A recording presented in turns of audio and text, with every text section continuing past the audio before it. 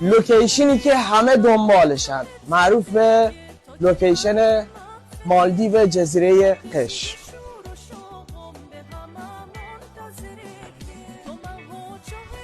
برای دریافت این لوکیشن خیلی خفن و خاص و بک، کلمه لوکیشن رو واسه ما کامنت کنید.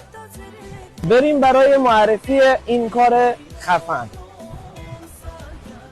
یه ست خفن از بالنسیاگا که یه طرح کوچیک روی سینه با سنگ کار شده و پشت کارم همینجور و سایه کار دقیقاً با شست هستش و چیزی به اسم رنگ اسکلی نیستش، توی دو رنگ که با شلوارش دقیقاً همین خط رو ست شده. این هم رنگ مشکی کار، به قول همگی مشکی رنگ عشقه. بالن اومده یه طرح سفید رنگ از بالا و پایین تیشرت با جاگر ست کرده که بغل کارم یه خط سفید داره.